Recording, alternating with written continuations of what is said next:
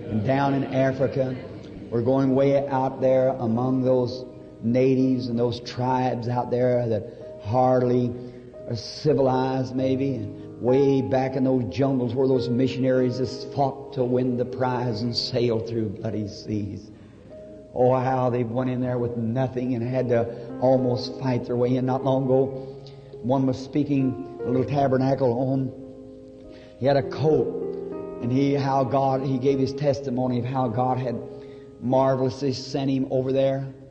And used to be, I didn't think much about missionary. Oh, I thought the home folks here, and I do love the home folks, but oh my, those poor people where you've got preachers everywhere and they're dying to hear the Word. And this man said, he was telling the story, he said God put it upon his heart to go. He didn't know how he was going. He needed $500. He was in Brooklyn.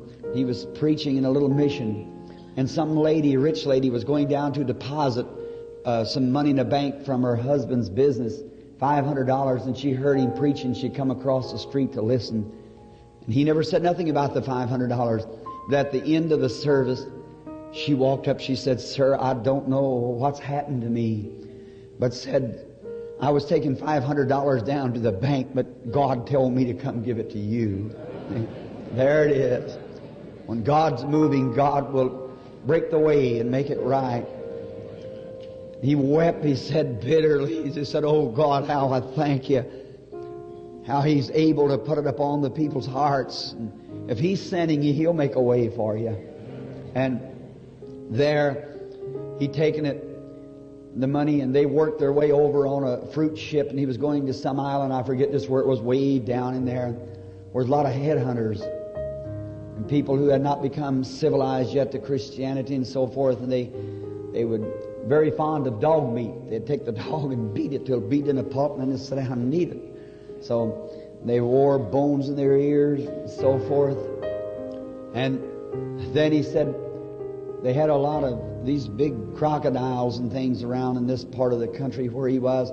Said they couldn't let him off right at the place where he wanted to go, and they put him in a boat.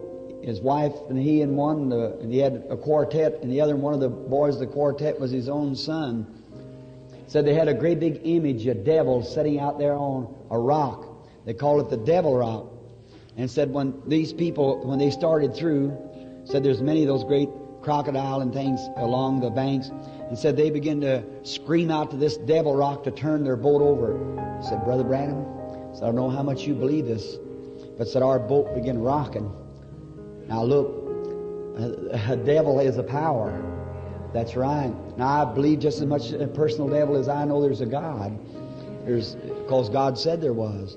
And there the boat began to rock, and he said, "My wife got off of the seat back there in the stern and slipped down, raised up her hands and said, 'Father dear, you sent us over here. Now help us, will you?'"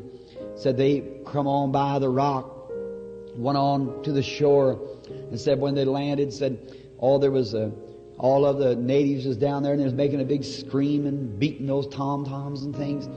Said after a bit, why, they heard them screaming again, and they were screaming to this rock to turn over these boys that were coming somewhat 100 yards behind them coming in. And said, "Brother Branham, their boat turned over. A crocodile turned their boat over or something out there, and there was their boys right out there among those crocodiles." And the mother started weeping in the church when they was telling it. She said, "Oh, I just knew that they just pulled those boys apart." And said, "Dad and I put our arms around one another and fell down on the bank and began to screaming to God with all of our heart to save our boys and know that God had sent us down there."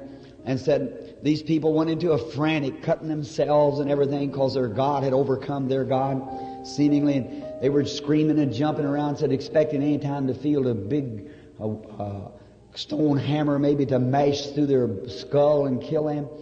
As they was kneeling there praying, said all at once everything got quiet. They didn't know what would happen. Said they listened closely, and all thing they could hear them was the waves coming to the shore. Said there they began to hear some singing. And they looked out and said these boys were lined up, and every one of them perfectly in harmony, swimming right through those crocodiles, singing, "Rock of Ages, cleft for me, Let me hide myself in Thee. I'm telling you, brother, the same God that could close the lion's mouth and with Daniel can close the crocodile's mouth. He's the same God today that He was back in those days. Yes, He is. Then He said when they was converted, that people prayed day and night, just happy. And He was back then taking up money, and I give Him all I had to try to build a little church down there and so forth to get them started. And how they prayed, and God gave them rain, and what all more things had taken place in there. Oh, what a truth it is to go and to work for our Lord in other fields.